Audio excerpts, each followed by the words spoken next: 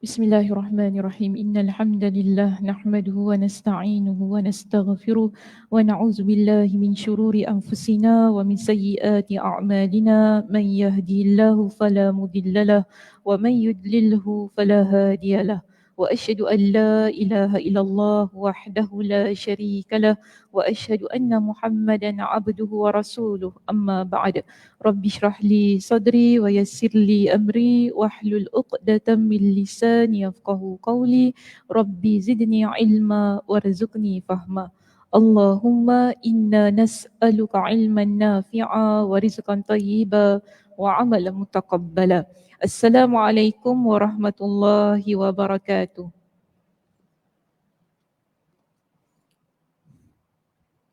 Apa khabar? Semua sihat hari ini?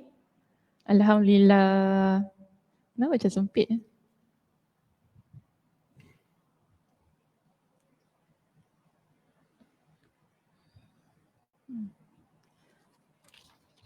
Okey. Apa dia? Kenapa? Itulah. Dekat sangat dengan saya. Nanti saya tak boleh keluar. Oh, tak apa. Tekan sikit. Boleh. Baru nampak sikit ujungannya. Kalau tak dia blok pemandangan saya. Apa dia?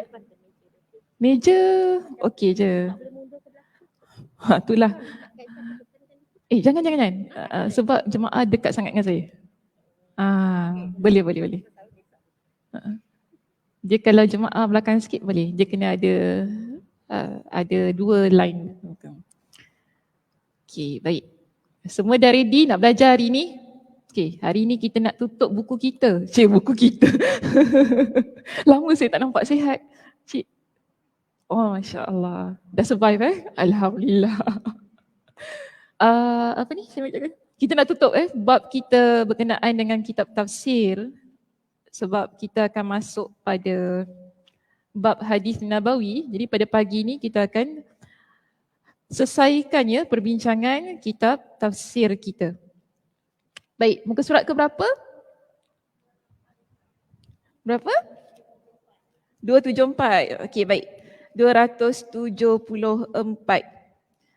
Bertajuk kemarahan berasal dari syaitan. Siapa suka marah-marah kat sini? Orang perempuan suka marah-marah ke? Ya, Fitri kata ya. Betul, kenapa orang perempuan suka marah-marah ni? Tak marah tak boleh ke Kak Nisa? Membebel je. Kita tak marah, kita membebel je. Gitu. Ada je excuse kat Som ni. Luahkan. Masya Allah, tabarakallah. Kita tak marah Ustazah, kita luahkan. Okey, boleh. Nanti kita tengok macam mana. Adakah itu luahan ataupun itu satu kemarahan. Baik, kita baca dulu teks kita di sini. Pertama sekali kita lihat muka surat 274, topik kita yang terakhir untuk bab tafsir kita, kemarahan berasal dari syaitan.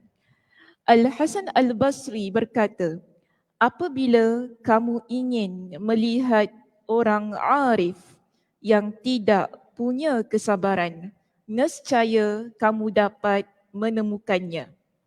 Boleh faham? Faham ya?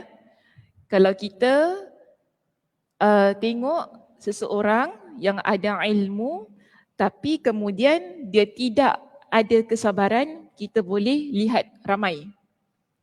Dia ada ilmu tapi kemudian tidak punya kesabaran, kita akan temukan. Kita akan jumpa ramai orang yang begitu. Kemudian yang kedua dia kata, apabila kamu hendak melihat orang yang sabar tapi dia tidak punya kearifan, maksudnya dia tidak memiliki ilmu tentang satu perkara, namun dia orang yang sabar, itu pun kita boleh jumpa. Orang yang sedemikian kita boleh jumpa.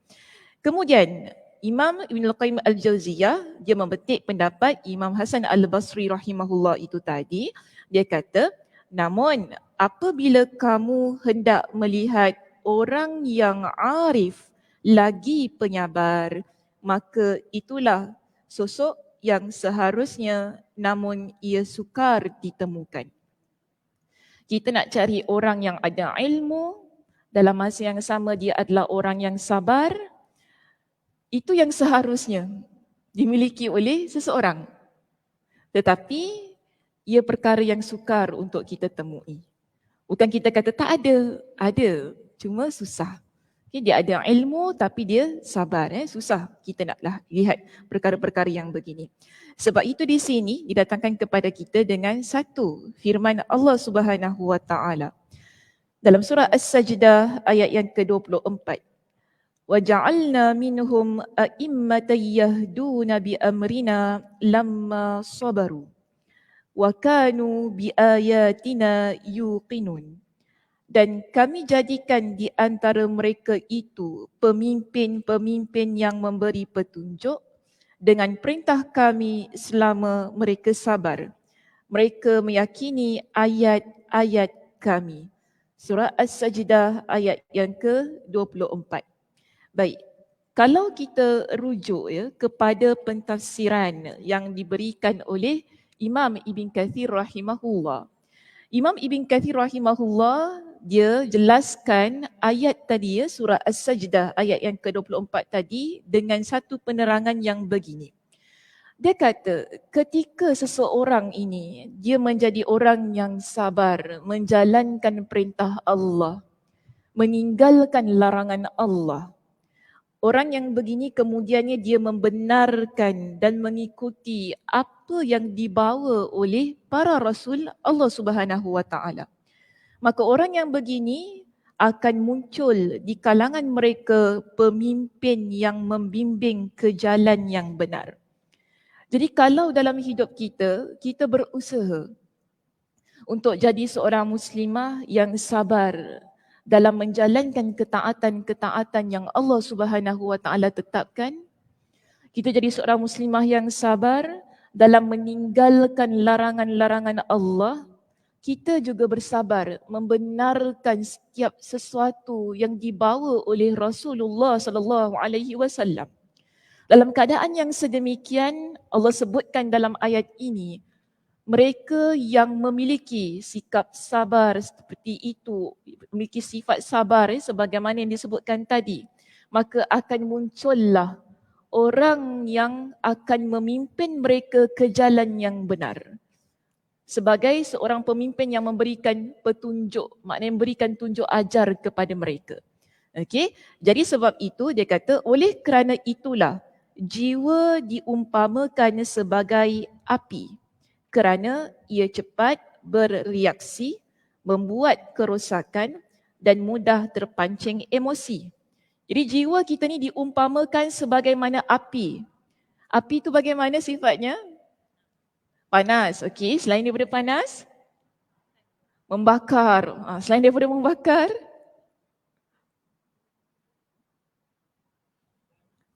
macam mana? Kena bangun juga. Macam mana? Mengganas. Oi, semua.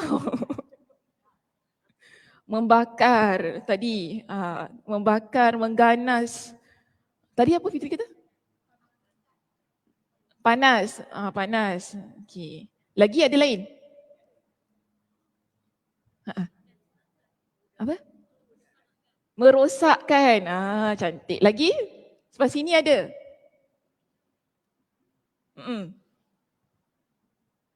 Kak Zah, apa Kak Zah?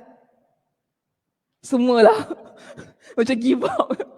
Give up lah Kak Zah. Semualah. Panas, membakar, mengganas, merosakkan. Ambil semua Ustazah. Tak payah lagi. Cakap kan. Maaf ini untuk saya ke? Ada orang kasih? Oh, terima kasih. Jazakillahu khairah. Okay. Takutkan tinggal kat situ. Tanya kat sini sekali. Siap-siap. Okey, baik. Kita lihat tadi api. Api itu kalau kecil dia jadi kawan.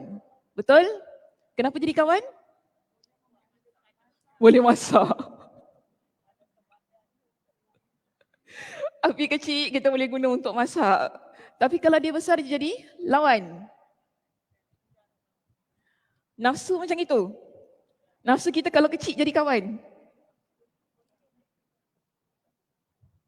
Kalau nafsu kita jadi besar, lawan.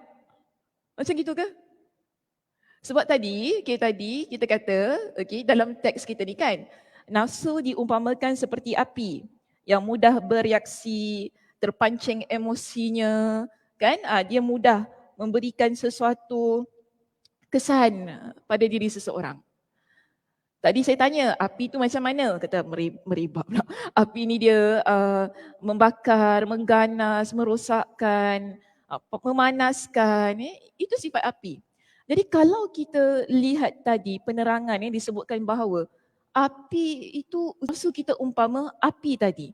Bermakna nafsu kita ini dia mudah merebak, mudah panas, mudah mengganas, ia mudah merosakkan diri seseorang. Itu maksudnya. Bila kita kata api ini, nafsu itu sebagaimana api tadi.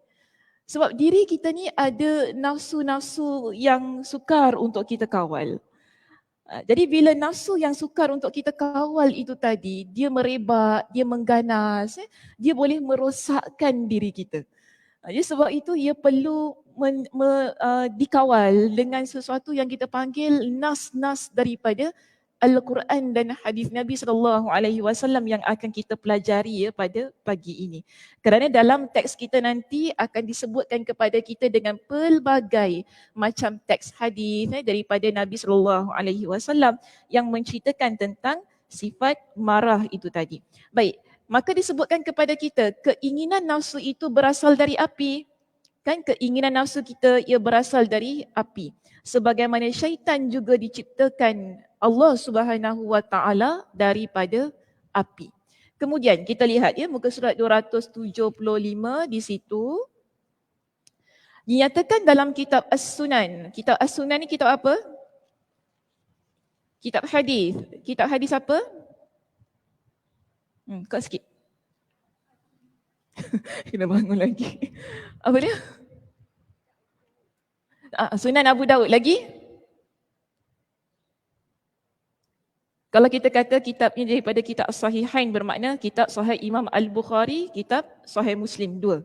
Tapi kalau kita kata ini daripada kitab As-Sunan, macam tadilah cik katakan, kitab Sunan Abu Daud, Sunan At-Tirmizi, Sunan Ibn Majah, ni semua kitab-kitab Sunan.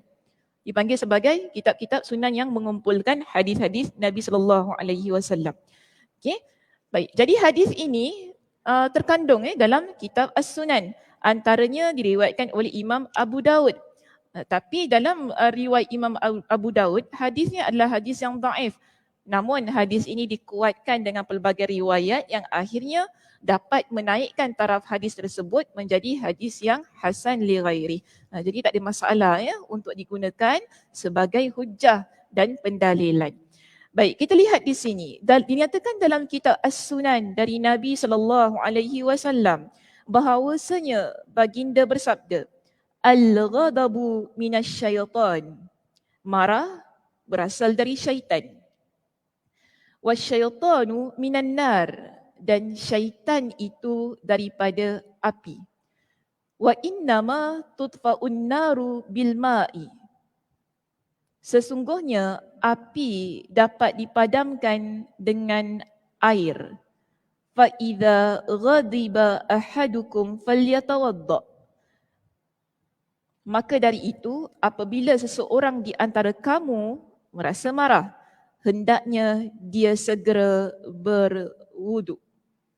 Jadi ini cara yang Nabi SAW ajarkan kepada kita tentang keadaan orang yang marah untuk kita mengatasi rasa marah itu tadi.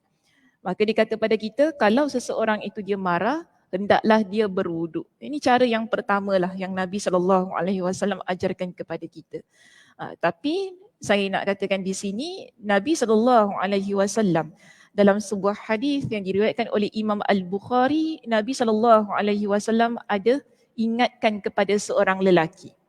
Ada seorang lelaki ni dia jumpa dengan Nabi SAW, dia tanya dengan Nabi, wahai Rasulullah, kau berikanlah wasiat kepada aku. Jadi Nabi kata dengan satu wasiat yang simple je dengan dia. La taghdab, jangan marah. Okay, Nabi kata dengan dia, jangan marah. Faraddada miraran. Lelaki ini dia tanya berulang kali kepada Nabi, berikan wasiat kepada saya, berikan wasiat kepada saya. Tapi Nabi tetap berulang kali juga memberikan wasiat kepada dia dengan wasiat tersebut, la taghdab, jangan marah. Persoalan saya, marah tu boleh ke tidak? Boleh. Kenapa marah boleh? Tapi Nabi kata la taghdab tadi, jangan marah. Tadi Nabi kata jangan marah, kejap Jangan marah kejap. Sekejap. Lupa nak tulis. Okey, tadi Nabi kata apa? Al-ghadab minasyaitan. Kan?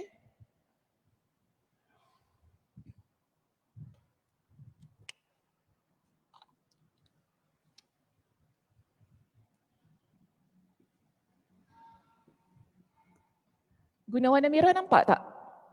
Tak silau Okay. Marah ni daripada syaitan. Syaitan daripada apa tadi? Api. Okey. Nak padamkan api macam mana? Guna air.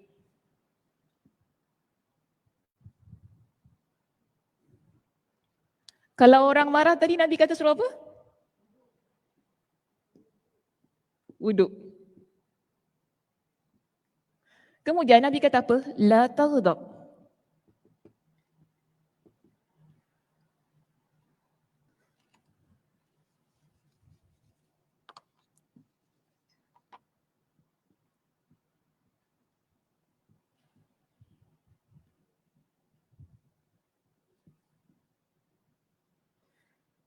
Nabi kata kepada lelaki tadi, jangan marah. Sebab marah tu daripada syaitan. Syaitan daripada api. Tapi tadi saya tanya, marah boleh ke tak? Cik kata boleh. Kenapa boleh? Sebab apa? Kerana manusia ada sifat marah. Jadi sebab tu dia boleh marah. Selain itu, saya tak tolak, betul kita manusia semua ada sifat marah. Sifat marah ni normal. Kita tak boleh buang rasa marah kita daripada diri ini. Kan dia sama macam mana nafsu yang pernah saya jelaskan. Kita ada nafsu, kita tak boleh buang nafsu kita. Dia mesti ada pada diri kita. Tapi marah sekarang ini, kita jelas tadi marah tu daripada syaitan, syaitan diperbuat daripada api, sampaikan bila ada orang datang kepada Nabi SAW, dia minta wasiat kepada Nabi, Nabi kata kepada dia la taghdab. Jadi macam mana kita nak letakkan hadis la taghdab itu tadi pada tempat yang betul? Kan? Tak ada kata, jangan marah, Nabi kata jangan marah. Semua orang tak boleh marah macam tu kan? Anak kita buat salah, jangan marah, tak boleh. Umi jangan marah, Umi. Nabi kata la taghdab. Amboi, anak kita mengajar kita pula geram. Macam kecil besar je kata budak ni. Dia mengajar kita pula. Subhanallah. Okay, budak tu ajar kita, jangan marah. Nabi kata jangan marah. Jadi macam mana? Sampaikan adakah apa yang Nabi pesan itu tadi menyebabkan kita tak boleh marah langsung, sampaikan kita kalau ada apa-apa pun kita diam saja kan? Tak. Sebab marah ni dia ada tingkatan-tingkatan dia. Okay. Ada marah yang terpuji. Marah yang terpuji yang kita letak pada tempatnya. Tu marah kerana Allah. Ini perkara yang paling utama. Kenapa marah? Marah kerana Allah. Kenapa marah kerana Allah? Sebab ada orang melakukan kemaksiatan, sebab tu kita marah. Ini marah yang dibenarkan dalam agama kita. Ada orang yang merosakkan kehormatan diri kita. Kita nak membela kehormatan diri kita. Kita marah. Itu perkara yang terpuji dalam agama. Yang dibenarkan. Kerana membela agama, membela kehormatan diri adalah satu hal yang mulia. Kita tak boleh membiarkan diri kita dihina-hina oleh orang lain. Ini perkara, kalau kita buat sedemikian, mana letak harga diri kita kan? Kita kena marah. Marah tu dibenarkan dalam agama kita. Jadi maknanya kalau contoh kita nampak anak kita tak solat, kita kata. Sebagai ibu bapa kita harus ada rasa marah tu. Kita tak boleh diamkan saja. Tak apalah, pandailah dia fikir nanti. Boleh gitu? Kita selalu gitu. Tak apalah, pandai dia fikir nanti. Kan? Ada akal, dia fikirlah. Tapi tidak. Kalau semua orang meletakkan hadis ini pada keadaan yang mana semua keadaan tak boleh marah. Ni bagaimana kita nak menegakkan hukum hakam agama? Sebab itu pengecualiannya di sini di kalangan para ulama ketika mereka menjelaskan tentang marah tu tadi kan, marah ini dibenarkan jika sekiranya ia berkaitan dengan agama, hukum hakam. Kita nak mendidik anak kita menjadi anak yang soleh soleha. Ya, contoh kita ada pasangan kita buat perkara yang mungkar, takkan kita nak biarkan? Kan kita suami kita dah dia buat perkara yang tak elok, takkan kita nak biarkan? Tak apalah. Kita mesti ada rasa marah. Ke tak kisah suami kita buat benda, tak apalah. Tak apa, I open minded. Sekarang macam tu. Tak apa, I okay je. Suami kita keluar dua-dua dengan perempuan lain, okey? Tak marah? Ketawa pula saya tanya. Tak marah? Tak apa, kawan kerja dia. Tak kisah kita. Susah nak dapat perempuan macam kita tau. Kita okey je. Tak apalah suami kita buat apa pun. Kau ada? Tak ada. Tapi tak boleh semikian. Maknanya kita berhak ada rasa marah. Sama juga kalau suami kita nampak kita buat salah. Suami kena tegur. Kan dia mesti marah. Kenapa marah? Sebab isteri itu dia melakukan perbuatan yang melanggar syariat. Perbuatan yang melanggar hukum hakam. Suami marah. Ini perkara-perkara yang perlu kita fahami. Sama macam anak kita. Kan kalau dia buat hal-hal yang tak elok, kita marah. Kenapa kita marah? Sebab ini larangan Allah Subhanahu Wa Taala. Jadi perkara-perkara begini dibenarkan ya untuk kita ada rasa marah. Cuma yang Nabi SAW maksudkan di sinilah marah yang perlu dikawal. Dalam apa jua perkara, kita berhak marah tapi dia mesti kawal. Jangan pula dia nampak suami kita bodoh-bodohan dengan perempuan, bagi-bagi kat meja tu, ambil cawan, kena air drama Ustazah Sakinah. Ambil cawan, nak sangat laki aku, ambil, macam tu kan. Jangan buat gitu. Ya, jangan buat gitu. Jadi wanita-wanita mesti ada kelas. Okey? Wanita-wanita ada kelas ni tak buat benda-benda yang meruntuhkan maruah diri sendiri. Okay, relax dulu. Ni maknanya kita marah-marah tapi kena ada relax. Tenang. Sebab sebanyak perkara dalam hidup ni dia boleh diselesaikan dengan cara yang baik. Tak perlu kita menjadikan kemarahan tu tadi sebagai satu metod yang paling utama untuk kita selesaikan ataupun memberikan solusi dalam kehidupan kita. Okey, baik. Seterusnya kita lihat di sini. Tadi kan saya dah jelaskan tentang marah yang terpuji itu bagaimana. Maknanya kalau marah yang peringkat kedua tu ialah marah yang tak terpuji lah. Yang mana kita boleh merosakkan harta benda orang lain, yang kita boleh mencederakan, hatta boleh membunuh kan. Kalau marah ni tak dikawal, dia boleh buat hilang nyawa seseorang. Kerana kita tak mampu untuk mengawal rasa marah kita tu tadi, sampaikan mungkin kita boleh ambil barang-barang ni, kita lempar kepada orang, kita pun tak sangka, oh mati rupanya. Saya tak sangka, saya tengah marah. Saya lemparlah pasu tu kat bawah, rupanya kena apik tu macam tu. Mati dah, masuk jail lah, nampak tak? Kita punya perasaan tadi kan, kita tak sangka benda tu berlaku. Kerana apa? Kita tak dapat mengawal rasa marah tersebut. Maknanya rugi kan? Orang yang tak dapat mengawal rasa marah dia rugi. Walaupun kita kata, oh masa tu dia rasa puas. Saya kata beginilah, awal-awal kita memang rasa puas tau bila kita dapat meluahkan rasa marah kita. Kita rasa, best ni kalau cakap best, memang sedap. Tapi kita lupa pada kesan dia. Kesan yang boleh mengakibatkan maruah diri kita, akhlak diri kita. Dia macam inilah saya kata. Kita kalau ada pada satu scene, contoh, kita nampak ada dua orang ni, mereka ni memang ada perselisihan faham lah. Kita nampak satu daripada mereka ni pekik, tinggi suara, yang buruk nampak pada yang pekik ke yang tak pekik? Pada yang pekik. Tapi sebenarnya dia tak salah. Nampak dia tak salah tau. Yang salah yang tak pekik tu. Okay, yang tak salah ni yang pekik tadi. Tapi bila kita nampak, teruk itu pun nak marah. Kita nampak dia teruk. Teruk itu pun nak marah, nak pekik-pekik. Tak boleh sabar ke? Padahal bukan dia salah. Tapi first time bila kita nampak scene tu, kita akan lihat orang yang pekik, orang yang mengamuk, dialah yang salah. Sebab tu penting kita mengawal rasa marah kita ni. Mengawal bukan hilangkan. Mengawal sekali lagi. Kalau kita tak kawal, dia akan menyebabkan orang memandang buruk pada diri kita. Sebab itu tadi Nabi kata apa? La taghdab. kerana ia antara akhlak mulia yang ada pada diri seseorang. Lebih-lebih lagi kita ni orang perempuan. Orang perempuan ni banyak emosinya. Tadi saya tanya kan, itu marah ke, bebel ke, meluahkan rasa marah kan. Kita orang perempuan kita banyak emosi. Bagus emosi orang perempuan ni, memang Allah Subhanahu Wa Taala ciptakan kita dalam keadaan yang sedemikian. Ia hal yang perlu ada pada diri seorang perempuan, emosi. Kalau tak ada beza dia antara lelaki dengan perempuan.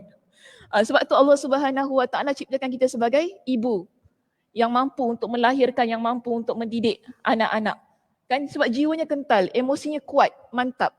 Cuma kalau kita tak mampu meletakkan emosi kita pada tempat yang betul, kita orang perempuan ni dia akan rosak. Sebab tu penting belajar.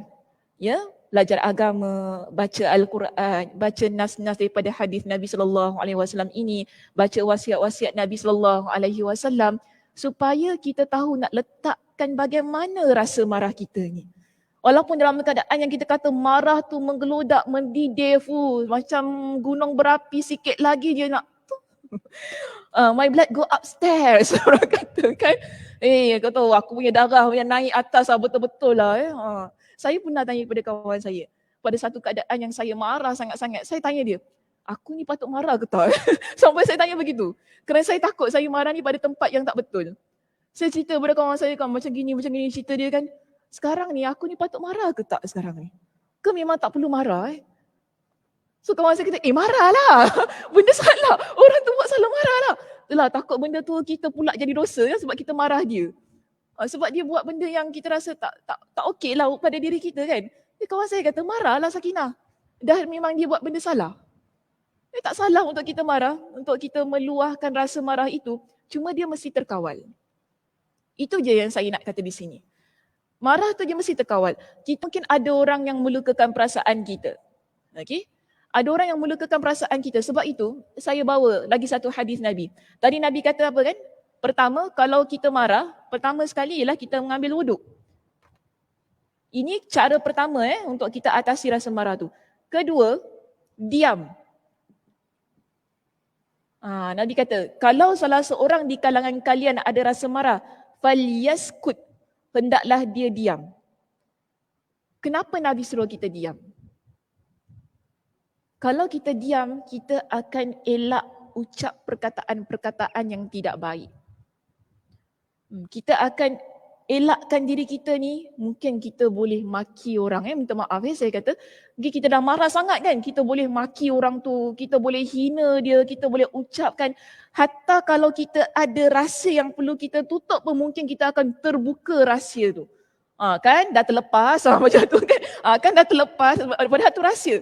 Tapi sebab apa kita dah marah sangat, terlepaslah setiap perkataan, setiap rahsia yang sepatutnya kita tutup. Sebab tu di sini Nabi SAW ajarkan kepada kita, kalau kita marah, diam. Itu bagus. Kerana kita akan elakkan lidah kita ni ucap perkataan-perkataan yang boleh mengurangkan kredibiliti kita sebagai seorang yang beriman kepada Allah Subhanahu Wa Taala. Sebab itu Nabi SAW kata, laisal mu'min, bukanlah orang itu kita panggil dia sebagai pada kedudukan orang yang beriman ini, bitta'an, bila dia tu mencela orang lain. Jadi kita kalau marah ni, kita mudah mencela orang lain. Kan kita mudah cakap benda-benda yang tak elok. Kemudian Nabi kata apa? Bitta'an walal la'an, bukanlah orang yang melaknat. Orang yang beriman, walal fahish, bukanlah orang yang berbuat keji ataupun dia mengucapkan perkataan-perkataan yang keji. Walal badhi, iaitu orang yang tidak menyakitkan orang lain. Ini ciri-ciri manusia yang kita kategorikan sebagai orang yang beriman. Maka sebab itu di sini menjaga penuturan ketika kita marah amat-amat dituntut. Lebih-lebih lagi kita sebagai seorang ibu, kita kalau marah anak kita jaga lidah. Jaga lidah kita. Jangan ucapkan perkataan-perkataan yang tak baik. Lagi doa mak-mak ni kalau cakap dia doa. Anak kita buat jahat ke apa kan, ya Allah bertuah anak aku. Cakaplah bertuah tu alhamdulillah lah ya. Kita marahi bertuah punya budak ni, bertuah. Cakap bertuah sudahlah alhamdulillah. Anak tu mudah-mudahan jadi anak bertuah. Kan, jangan kita kata engkau ni sampaikan ucap perkataan-perkataan yang tak elok kan. Kalau aku tahu macam gini perangai kau kecil-kecil, aku pijak sampai mati. Macam gitu. Jangan ucap perkataan-perkataan yang sedemikian. Memanglah kita tahu kan, nak melahirkan tu bukan benda yang mudah, sakit. Bila anak kita buat benda yang jahat pada kita, rasa sakit beranak tu, rasa terasa tu kan. Itu mak saya cakap lah, saya tak pernah melahirkan, tak tahu. Tapi mak saya kata gitu. Anak ni kalau dia buat jahat pada mak dia akan ingat balik macam mana lahirkan dia dulu. Sebab tu kadang-kadang mak dia ni macam geram sangat, dia cakap ucapan-ucapan yang tidak elok pada anak tersebut. Tapi di sini, kalau kita pegang tadi kan, hadis Nabi SAW, dan kita sebagai seorang wanita, sebagai seorang ibu terutamanya, jaga penuturan kita. Doakan yang baik-baik untuk anak kita. Anak-anak ni ujian kan. Jadi kita hadapi ujian tu dengan doa yang baik-baik. Mudah-mudahan anak ni kalau degil, dia jadi anak yang Masya Allah, tabarakallah. Saya nak ceritalah, ada seorang kawan saya ni. Dulu saya belajar dekat Melaka. Dia, adik-beradik dia Masya Allah, tabarakallah. Anak-anak ni. Anak dia, tak salah saya, dia ada 13 adik-beradik. 13 ni Masya Allah, tabarakallah. Maknanya hafal Al-Quran, graduate daripada Al-Azhar semua. Mantap-mantap. Jadi imam, kalau yang perempuannya Masya Allah. Di kalangan, kalau nampak je, nampak soleha betul lah. Nampak adik-beradik ni, Masya Allah ya, anak-anak dia semua soleha. Tapi dalam ramai-ramai itu ada satu masalah. Ujian kan. Satu je problem. Dia degil, orang kata degil. Nakal, banyak masalah dekat sekolah, cikgu selalu panggil, semua kan. Banyak masalah. Mak dia tak tahu dah nak buat macam mana. Dia kata, mak dia dah tak tahu dah nak buat macam mana dah ni. Tapi Masya Allah, saya dengar cerita ni, Masya Allah, mak dia bukan jenis yang doa yang tak baik pada anak. Mak dia tak kata, engkau ni aku ada 13 anak, engkau seorang dia tak jadi. Itu kalau kita. Itu kalau kita. Kau seorang dia problem tak jadi ni, kau ni kenapa aku tak tahulah aku makan apa masa aku ngandungkan kau ni. Itu kalau kita, saya kata. Tapi mak dia Masya Allah, tabarakallah. Dia tengok anak dia ni degil lah. Kan, kat sekolah banyak masalah. Suruh mengaji, tak nak mengaji, kawan dengan budak yang entah apa-apa. Beza dengan abang dan kakak-kakak dia dengan adik-adik dia. Mudah didik. Masya Allah, mak dia ni jadikan doa sebagai senjata untuk membentuk anak itu tadi. Setiap hari mak dia qiyamul lail, tahajud, doa untuk anak yang satu ni. Hari-hari mak dia bangun. Niat, ya Allah, mudah-mudahan anak ni dia jadi anak yang soleh. Yang budak lelaki yang soleh. Satu hari cakap dengan mak dia apa? Mak, abang nak pergi umrah. Dia nak pergi umrah, dia kata dia nak belajar dekat sana. Nak duduk Mekah, nak belajar kat Mekah. Oh, mak dia Masya Allah. Ni kita nampak ucapan kita. Walaupun anak tu tadi kan dia buat benda yang berbeza daripada adik-beradik dia yang lain. Yang mungkin sebagai mak tu tadi, kita tak boleh accept tau, tak boleh terima. Anak kita yang lain semua jadi ni, satu tak jadi ni, kenapa ni, apa problem dia? Kita dah risau. Kita punya Allah, kita punya sakit hati dengan budak ni kan, sebab apa kita rasa ni seorang ni memalukan kita. Tapi Masya Allah, tabarakallah, nampak ya kekuatan ucapan yang baik. Mengawal rasa marah. Ya, dengan qiyamul lail. Mengawal rasa marah tu dengan diam. Mengawal rasa marah tu dengan doa. Ini cantiknya kita orang perempuan. Sampai Allah Subhanahu Wa Taala angkat doa tu tadi. Kesabaran tu. Ketika dia ni jadi orang yang berilmu, sebab mak dia bukan calang-calang jugalah. Ya, ada ilmu mak dia ni. Sebagai seorang wanita yang berilmu, bagaimana dia menyelesaikan masalah itu tadi. Di samping dia usahalah ya terus-terusan mendidik anak itu, memberikan nasihat, memberikan tunjuk ajar. Tapi yang paling penting, klimaks pada kisah itu ialah tahajudnya menjadi penguat kepada kemarahan yang ada pada diri seorang wanita ini. Masya Allah, tabarakallah. Sampai sekarang anak itu menjadi seorang anak yang saleh. Hafal Al-Quran 30 juzuk. Masya Allah, tabarakallah. Ini berkat doa ibu. Sebab tu kita ni, kita marah macam mana dengan anak kita, marah dengan sesiapa pun lah kita ni. Jaga tutur kata kita. Diam itu lebih baik. Saya kalau marah, saya diam. Sebab saya tahu, saya kalau marah, kalau saya cakap, dia akan menyakitkan orang lain. Kawan saya kata, kenapa kau diam je? Jangan tanya. Jangan tanya. Sebab saya kalau marah, saya jadi tak comel. Saya jadi tak cantik, baik-baik ayu, dah pakai tudung ni belit-belit. Takut kan terbuka tudung aku. Macam tu. Dia takut, dia jadi benda yang tak elok lah. Orang akan melihat saya buruk. Sebab tu dia kena kawal. Kita masing-masing tahu diri kita ni bagaimana ya Muslimah. Kita tahu macam mana marah kita ni. Ya sebab tu bila kita belajar ni, kita tahu juga bagaimana kita nak kawal. Kalau kita tahu kita marah nanti, dia akan mengeluarkan perkataan-perkataan yang menyakitkan orang lain. Mungkin kita boleh maki orang tu, kita mungkin boleh cakap perkataan-perkataan yang mengaibkan dia, lebih baik kita diam. Sedangkan kita boleh untuk membela diri kita sendiri. Kita boleh untuk bela diri kita sendiri. Tapi terbaik ialah untuk kita diam dan lihat keadaannya bagaimana. Namun diam itu bukan bermakna kita tidak menyelesaikan masalah. Ini kita panggil sebagai peringkat awal bila kita ada rasa marah itu tadi. Baik, ketiga ya, Nabi SAW perintahkan kita supaya ubah posisi kedudukan kita. Saya yakin ramai antara kita yang biasa dengar hadis ini. Nabi kata, kalau kita tengah marah, dalam sebuah hadis Nabi kata, kalau seseorang di kalangan kalian marah, bila dia berdiri, duduk.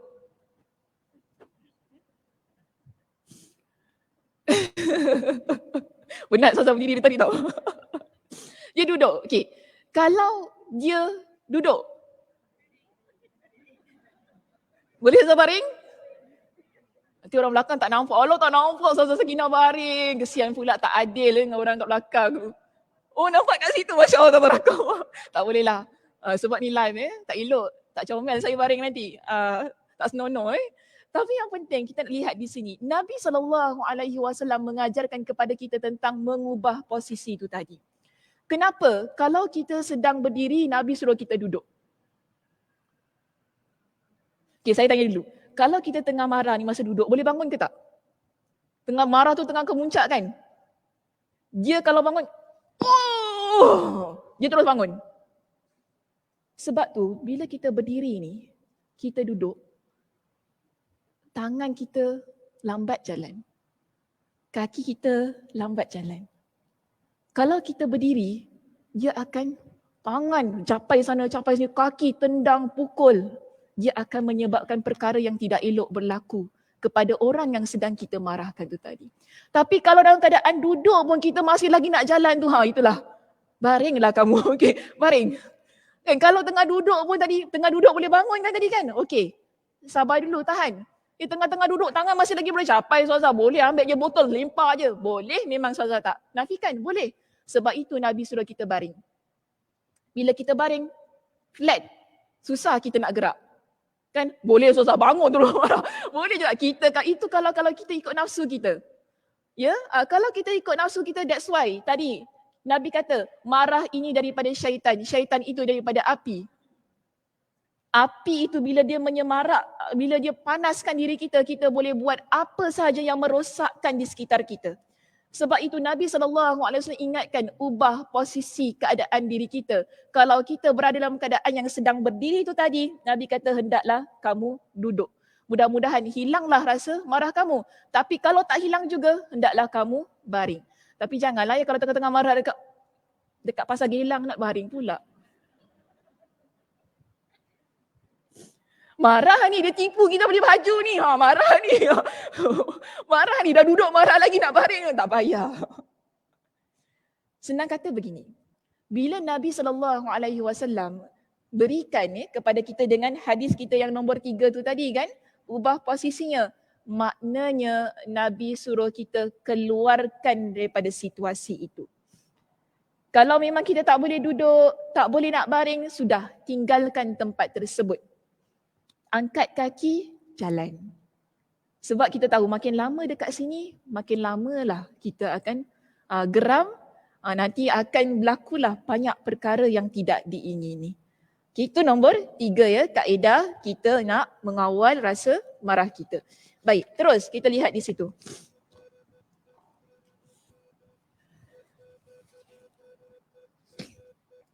Di dalam hadis yang lain disebutkan, Al-ghadabu jamratun tuqadu fi jawfi bani Adam. ala tara ila jamrati ainaihi wa intifakhi audaji. Kemarahan adalah bara api yang dinyalakan di dalam perut anak Adam. Tidaklah kamu memperhatikan bara api yang terlihat di kedua matanya dan pembesaran urat lehernya. Kalau seseorang itu dia marah, kita nampak urat dia keluar. Wush. Itu kalau hak warna hijau kalau hak warna hijau kan. Tapi ada ke orang marah tukar warna hijau? Belum nampak lagi itu kartun tu hak tu kan. Kita marah keluar warna pink ke warna merah? Merah. Mata jadi merah kan. Mata dia merah, muka jadi merah kan. Kalau yang ni lah, kalau orang lelaki nampak urat dia, kita kalau orang perempuan tak pakai tudung, nampak urat tu keluar tu kan sebab rasa marah. Di sini kita nampak Nabi kata itu adalah bentuk api kemarahan yang menggelegak dalam diri seseorang. Sebab tu kita nampak perubahan pada raut wajah dia. Dan kita boleh nampak seseorang itu dia marah bila wajah dia berubah. Kita boleh nampak seseorang itu marah daripada intonasi suara dia. Kita boleh nampak seseorang itu marah daripada perilaku dia. Maknanya marah itu jelas boleh terzahir pada diri kita. Ia sukar untuk kita sembunyikan dalam jiwa kita ini. Tapi boleh. Boleh. Ada orang dia boleh marah dalam suara yang tenang. Ramai orang boleh buat begitu. Dia marah tapi dia marah ke tak marah, confuse saja. Macam kan? Aku confuse saja marah ke tak marah. Dia marah tapi cakap senyum aja macam itu kan. Ada orang sedemikian. Maknanya dia boleh mengawal keadaan tersebut. Kalau orang yang tahu, tengah marah ni tapi marah dia lain pesen sikit. Pesen dia lain. Maknanya dia senyum ketika dia marah. Namun masih lagi boleh kelihatan pada raut wajah seseorang. Maksudnya pada waktu darah di dalam hati manusia mendidih, kerana hendak melampiaskan rasa amarah kepada sesama orang yang sedang dia marah itu tadi. Baik, pada hadis yang lain diriwayatkan oleh Imam Al-Bukhari dan Muslim, ditegaskan hal berikut ini. Inna syaitan yajri min bani Adam majrad dam. Sesungguhnya syaitan mengalir dalam tubuh anak Adam sebagaimana mengalirnya darah.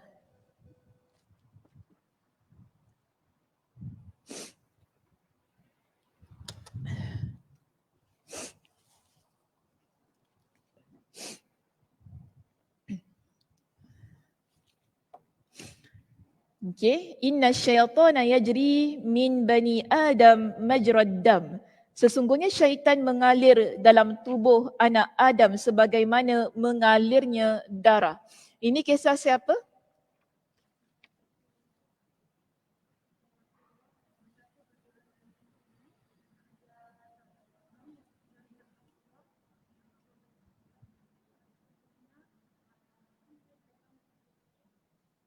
Okey, Nabi jalan dengan siapa tadi? Safiyah, Masya Allah, tabarakallah. Nabi SAW ada pada satu hari, pada waktu malam ini, Nabi sedang i'tikaf di masjid. Jadi Safiyah radhiyallahu anha, dia datang pergi masjid ni nak tengok keadaan Nabi SAW. Jadi pada waktu itu, Nabi tengok Safiyah ni takkanlah nak balik dalam dulu Madinah ni tak macam Madinah hari ni.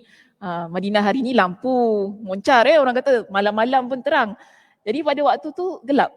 Nabi SAW nak hantar pulang Safiyah ni. Safiyah ni isteri Nabi SAW.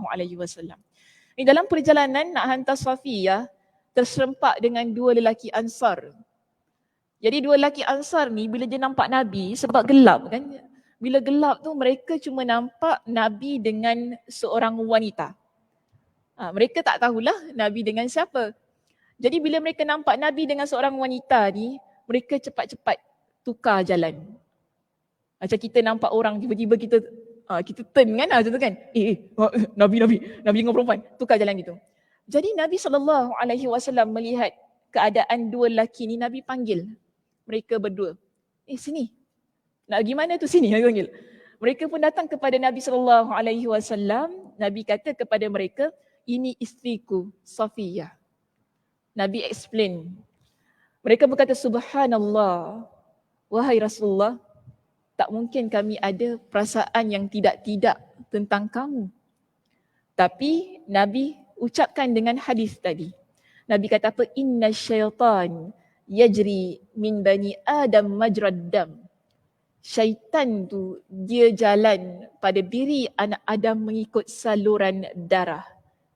Fa inni khasyitu, dalam riwayat yang lain Nabi kata sesungguhnya aku takut syaitan itu dia mencampakkan sesuatu dalam hati kalian berdua. Maknanya syaitan akan bisikkan tentang hal fitnah, kan, berkenaan dengan Nabi. Sebab mereka tak tahu Nabi dengan siapa tu. Mungkin mereka ni akan balik. Dia macam kita kalau nampak seseorang tu kan, kita tak tahu lagi. Dia dengan siapa dia kan. Dia dengan siapa tadi nampak Sakinah dengan orang lelaki. Kau siapa lelaki tu Setahu aku dia tak ada lelaki. Kita makcik-makcik. Ayat makcik-makcik. Setahu aku dia tak ada lelaki. Aku nampak yang lelaki. Uish. Macam saya pergi umrah. Saya pergi umrah dengan adik saya kan. Orang yang tak tahu tu adik saya. Orang ikan tu suami saya. Suami saya yang baru. Suami saya yang baru. Dah duduk mesej-mesej tahniah pun dia. Adik aku comel gitu. Tak kena langsung. Tahniah pun dia tahniah. Kan itu orang yang ucap tahniah. Kalau orang yang tak tahu tu dah mulalah. Kau tengok tak Instagram Sakinah? Dia ambil gambar kau dengan orang lelaki. Siapa? Suami baru dia ke bila? Dah kahwin lah. Macam-macam kan. Dia akan keluarkan pelbagai macam persoalan. Berbagai macam kata curious lah. Dia timbul macam soalan. Jadi syaitan ini dia akan buat seseorang itu fikir dengan cepat. Sebab apa? Dia jalan melalui aliran darah kita. Kalaupun kita kata kita tak fikir yang bukan-bukan, tapi syaitan, kerana cepatnya syaitan itu yang jalan dalam badan kita, dia akan buat kita fikir. Akhirnya daripada baik akan fikir yang tidak baik. Sama juga. Mula-mula kita rasa kita tak nak marah. Tapi syaitan tu akan suruh kita marah dan marah. Kerana cepatnya syaitan tu, dia menghasut kita supaya ikut kepada hawa nafsu kita. Sebab itu, pada hadis yang berikutnya, di muka surat 276, Nabi mengajarkan kita dengan ta'awud. Jadi kaedah kita yang keempat ialah membaca ta'awud.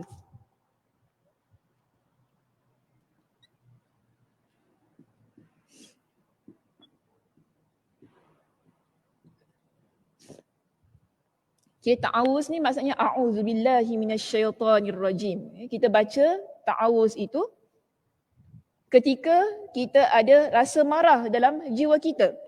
Ada satu peristiwa yang berlaku di hadapan Nabi SAW.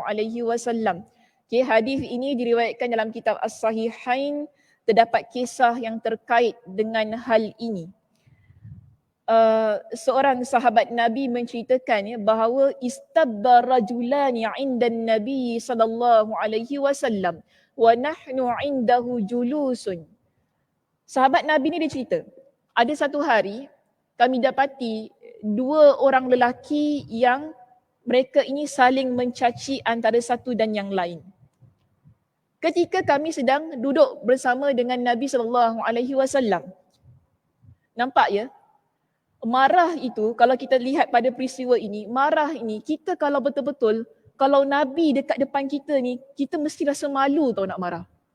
Apatah lagi nak saling mencaci maki.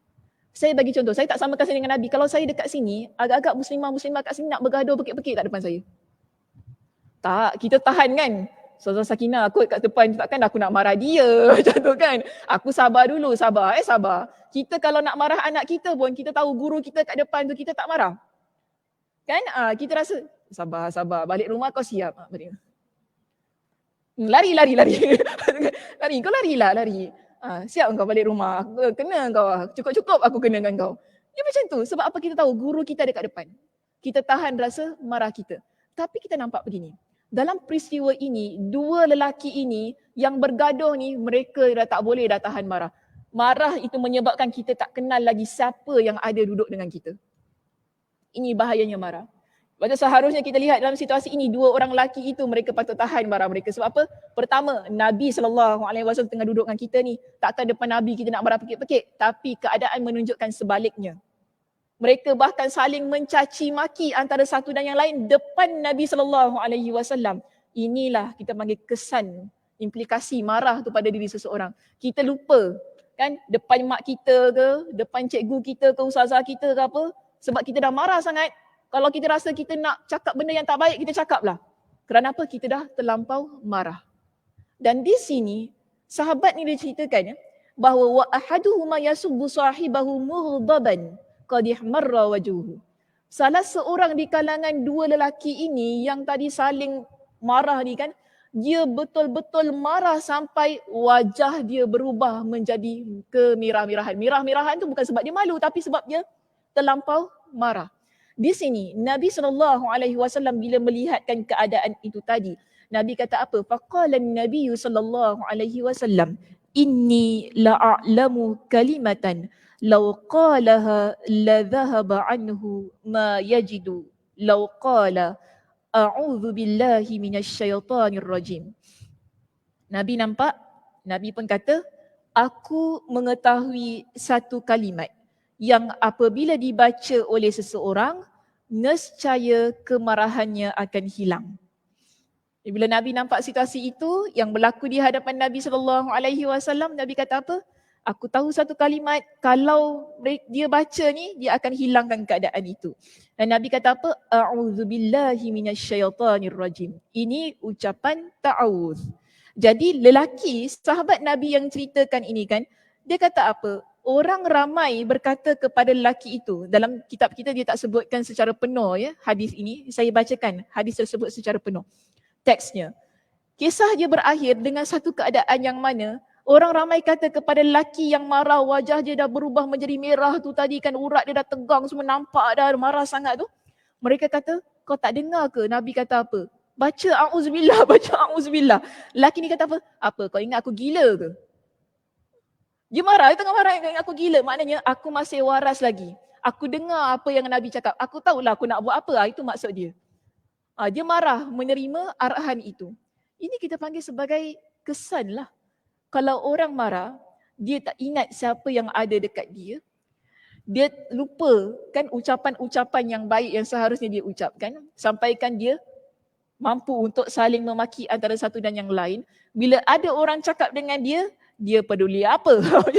Dia peduli apa? Sampai dia kata, ingat aku gila ke? Aku tak gila lagi. Tak payah cakap-cakap dengan aku pasal benda ni. Sebab tu kita kalau orang tengah marah, jangan cakap apa-apa dengan dia. Kan? Diam aja. Bagi dia tenang dulu. Melainkan kalau dah dia, tangan dia bergerak ke apa kan, kalau dia dah ucap benda-benda yang tak elok ke apa, itu yang mana kita kata tenangkan sikit gitulah. Tapi jangan waktu tu orang tengah marah, kita nak nasihat berdentung keluar hadis Nabi lah, taghdab. Kau baringlah, Nabi kata, so aku baru belajar dengan Ustaz Sakinah. Kau kalau baring kau tengah duduk, kau tengah berdiri kau duduk. Kalau kau duduk kau baring. Aku baru belajar semalam. Orang makin marah lah babe. Orang makin mengamuk lah kan kalau kita cakap gitu kan. Kau tak payah nak ceramah dengan aku Tak pasal-pasal kita pula yang kena hang dengan dia. Sebab itu kita ni, ini ilmu saya kata bila kita nak memberikan nasihat. Tak semua orang boleh terima nasihat kita, lebih-lebih lagi kalau orang tengah marah. Maknanya kita kena tunggu dulu ya keadaan itu reda. Melainkanlah tadi saya kata kalau dia dah mula tangan dah ni kan, itu baru kita nak kena grab dia, nak kena halang begitu keadaannya. So jangan kita ucapkan benda-benda yang boleh trigger lagi orang tu mengamuk. Makin mengamuk kita nak redakan, rupa-rupanya kita makin menyemarakkan rasa marah dia. Okey baik, seterusnya kita lihat di sini. Kita nak tutup perbincangan kita dengan beberapa ayat Al-Quran yang Allah Subhanahu Wa Taala ingatkan kepada kita. Tentang hal ini Allah Subhanahu Wa Taala berfirman. Jadi berkenaan dengan ucapan a'udzu billahi minasyaitonir rajim itu tadi. Allah Subhanahu Wa Taala ada sebutkan dalam Al-Quranul Karim. Seseorang hamba dia perlu baca ta'awuz tersebut. Pertama, surah Fussilat ayat 34 hingga 36.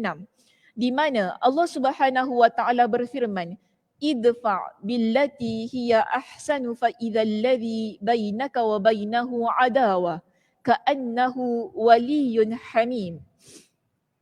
Tolaklah kejahatan itu dengan cara yang lebih baik sehingga orang yang ada rasa permusuhan antara kamu dan dia akan seperti teman yang setia.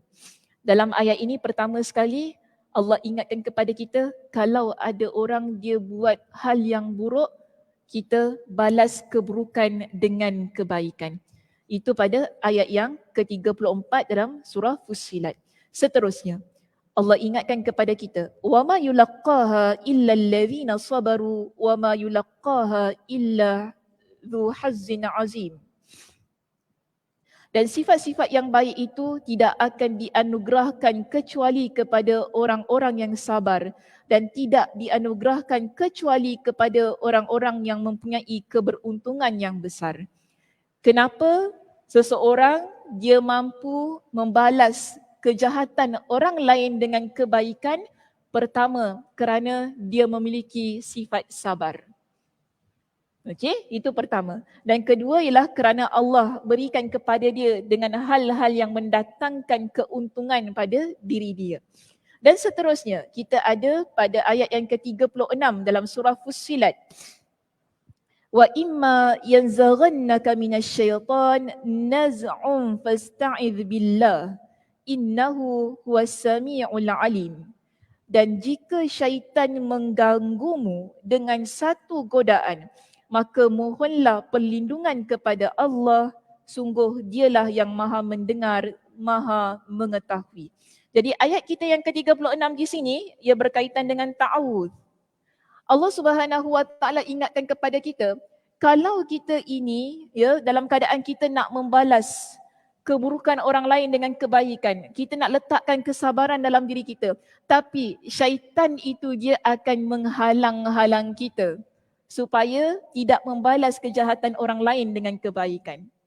Ini biasa syaitan begitu. Syaitan juga akan menghalang kita supaya menjadi orang yang sabar. Dan Allah kata, kalau berlaku gangguan yang sedemikian, kita nak balas keburukan orang itu ya dengan kebaikan, tapi kita stop, kita tak jadi. Kerana kita kata, buat apa saya nak buat baik dengan dia? Dia bukan baik pun dengan saya, kan? Dan seharusnya kita balas kejahatannya dengan kebaikan. Tapi kita hentikan. A'udzubillahi minasyaitanirrajim. Ucap begitu. Sama juga bila kita ada rasa marah tadi, kita rasa nak ucapkan perkataan-perkataan yang tak baik. Kita nak sabar tapi tak boleh sabar. A'udzubillahi minasyaitanirrajim. Ucap banyak kali. Sampai kita rasa reda. Ini yang disebut oleh Allah Subhanahu Wa Taala dalam surah Fussilat ayat 34 hingga 36. Baik, seterusnya. Keadaannya ya pada ayat yang surah Al-A'raf ayat 199 hingga 200 di situ hampir sama bunyi ayatnya. Pertama Allah kata khuzil afwa wa'mur bil 'urfi wa a'rid 'anil jahilin. Jadilah seorang yang pemaaf dan suruhlah orang lain mengerjakan yang ma'ruf serta jangan pedulikan orang-orang yang jahil. Wa imma yanzaghannaka minasyaitan naz'un fasta'idz billah innahu sami'un alim. Dan jika syaitan datang menggodamu, maka berlindunglah kepada Allah. Sungguh dia maha mendengar lagi maha mengetahui. Sekali lagi ya dalam surah Al-A'raf, sebagaimana dalam surah Fussilat tadi, Allah perintahkan kita supaya ucapkan ta'awudz. Baik, pada surah Al-Mu'minun ayat 96 hingga 98 di sini yang menjadi penutup kepada perbincangan kita, Allah Subhanahu Wa Taala mengajarkan kepada kita dengan satu bentuk doa yang berbeza. Kalau tadi, dua-dua tadi, surah Fussilat dengan surah Al-A'raf, Allah suruh kita baca ta'awudz. Okay? Tapi bila kita rujuk dalam surah Al-Mu'minun, Allah ajarkan kepada kita dengan doa yang berbeza. Yang mana Allah kata di sini, idfa' billati hiya ahsanus sayyi'ah. Nahnu a'lamu bima yasifun. Tolaklah perbuatan buruk mereka dengan cara yang lebih baik. Kami lebih mengetahui apa yang mereka sifatkan kepada Allah. Wa qur rabbi a'udzu bika min hamadzati syayatin wa a'udzu bika rabbi ay yahdurun. Ini doa untuk menolak bisikan syaitan. Di kalangan para ulama, mereka meletakkan, mengkategorikan doa ini agar kita terhindar daripada ajakan, bisikan dan godaan syaitan yang mana bermula Rabbi a'udzu bika min hamazati syayatin. surah Al-Mu'minun ayat 97, sambung seterusnya surah Al-Mu'minun ayat 98. Wa a'udzu bika rabbi ayyahdurun. Maksudnya, dan katakanlah, wahai Rabbku, aku berlindung kepada engkau dari bisikan-bisikan syaitan. Dan aku berlindung pula kepada engkau, wahai Rabbku, agar mereka tidak mendekati aku. Jadi boleh juga ya doa ini kita baca, mungkin kita dah baca ta'awuz tadi masa kita marah kan. Kita baca a'udzubillahi minasyaitonirrajim, tak reda-reda lah marah ni kan. Apa nak buat kan, kita istighfar pun tak reda lagi. Cuba kita amalkan doa ini. Rabbi a'udzubika min hamazati syayatin wa a'udzubika rabbi ayyahdurun. Apa pun paling penting pada perbincangan kita pagi ini, kita lihat orang yang dia ada rasa marah ini, itu adalah perkara yang normal berlaku dalam kehidupan kita. Dan kita tak boleh untuk buang rasa marah ini kerana marah itu penting bagi meletakkan ia pada tempat yang terpuji. Kerana kalau ia hilang langsung jika ada berlaku hal-hal yang tidak baik, kita tidak akan pertahankan perkara tersebut. Bahkan kita akan membiarkan perkara terbaik itu berlaku di sekitar kita. Sebab itu marah ni dia penting juga. Cuma bila rasa marah itu dia menyelinap masuk dalam hati kita, diri kita ini, ia memerlukan kepada pengawalan yang baik. Dan Nabi SAW mengajar kita cara-cara untuk mengawal rasa marah itu tadi. Sebagaimana dalam kitab kita, Nabi sebutkan tentang berwuduk. Saya tambah lagi dengan beberapa cara yang lain, iaitu Nabi perintahkan kita supaya diam. Nabi SAW perintahkan kita supaya mengubah posisi keadaan diri kita. Seterusnya Nabi SAW perintahkan kepada kita supaya membaca ta'awudz, iaitu a'udzubillahi minasyaitonirrajim. Dan ada satu perkara yang penting juga, Allah Subhanahu Wa Taala ingatkan kepada kita untuk kita meredam rasa marah itu, ialah balas ia dengan kebaikan. Balas ia dengan kebaikan. Ada orang buat kita marah, ya, tak bererti kita perlu balas dengan kemarahan juga. Kita boleh balas ia dengan kebaikan, malah itu adalah menunjukkan akhlak yang terpuji ada pada diri kita.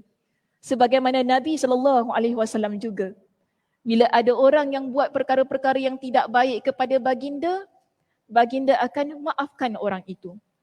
Tapi ada juga keadaan-keadaan yang kita tak nafikan, Nabi SAW agak keberatan untuk menerima ucapan maaf seseorang. Kalau kita rujuk dalam lipatan sejarah, ada peristiwa yang berlaku, iaitu Abu Sufyan ibn Al-Haris dan Abdullah ibn Umayyah, mereka di kalangan keluarga Nabi SAW. Ketika Nabi SAW berdakwah di Makkah, kedua-dua insan ini amat dahsyat. Mereka ini menolak agama Islam, menghina, mengutuk Nabi SAW. Hingga sampai satu masa kedua mereka itu memeluk agama Islam. Lalu mereka bertemu dengan Nabi SAW. Mereka memohon maaf kepada Nabi. Tapi Nabi kata apa? Aku tak perlukan kalian. Maknanya ada keadaan-keadaan kita yang terguris hati ni, kita sukar untuk memaafkan. Itu biasa berlaku dalam hidup kita. Ia berlaku kepada Nabi SAW juga. Kerana Nabi kata apa? Apa yang mereka ucapkan ketika aku di Makkah begitu mengguriskan hati aku. Okey. Ummu Salamah radhiyallahu anha, isteri Nabi SAW, dia datang jumpa Nabi. Dia kata, wahai Rasulullah, jangan kau jadikan keluargamu ini di kalangan orang yang paling sengsara. Maknanya Ummu Salamah ni dia nasihat pada Nabi. Sudah-sudahlah. Benda dah lepas. Mereka dah masuk agama Islam. Kita terima mereka dengan baik. Mudah-mudahan baik keislamannya. Nabi SAW pada masa itu masih lagi belum terbuka untuk memaafkan. Kerana kata-katanya begitu menyakitkan. Sebab antara kata-kata mereka ialah, kalau kau Muhammad kau naik sampai atas langit pun, sampai mati aku tak percaya dengan kau. Kita kan, orang kata perkataan ni dia umpama pisau kan. Kalau orang ada cakap satu perkataan yang buat kita terguris, kita akan ingat sampai bila-bila. Walaupun kita sudah maafkan dia. Setuju? Setuju. Kita kata yes, kita maafkan dia. Tapi adakah kata-kata yang dia ucapkan kita akan lupa? Tak mungkin kita akan lupa. Kita tak mungkin lupa apa yang dia ucapkan. Kita kata sampai mati aku ingat kan. Sampai mati aku ingat. Sebiji-sebiji ayat tu masih lagi terakam dalam pemikiran kita. Kan kita ingat tarikh dia bila, kita ingat bila dia cakap, kita ingat baju dia pakai warna apa masa dia cakap tu. So apa perkataan itu begitu mengguriskan perasaan, kita ingat semuanya. Yelah saya maafkan, memang maafkan Salsa, saya maafkan dia. Tapi saya tak boleh lupalah kata-kata dia tu kan. Itu biasa. Tak apa, tak jadi masalah. Okey, tak jadi masalah. Kita kalau tak boleh lupakan, itu hak kita. Dan saya pun nak kata, kalau kita tak boleh maafkan seseorang itu juga hak kita. Itu hak kita. Tapi Allah ingatkan, wa an ta'fu aqrabu littaqwa. Dalam surah Al-Baqarah, Allah ingatkan kepada kita, tapi kalau kita memilih untuk memaafkan, itu lebih dekat kepada ketakwaan. Namun kalau kita tak nak untuk memaafkan, itu adalah pilihan kita. Bermakna kita memilih untuk meletakkan diri kita pada satu keadaan yang sukar untuk mendapat kemuliaan Allah Subhanahu Wa Taala. Walaupun katanya tak salah. Ambillah masa. Kalau ada orang buat salah pada kita, okey fine, ambillah masa. Sebanyak mana masa yang kita nak ambil untuk maafkan orang itu. Tapi kita jangan lupa, kita pun hidup tak sampai bila-bila. Okey, kita hidup tak sampai bila-bila. Dah sudah. Redamkan rasa amarah kita. Kan? Turunkan rasa marah kita itu tadi dengan usaha untuk memaafkan.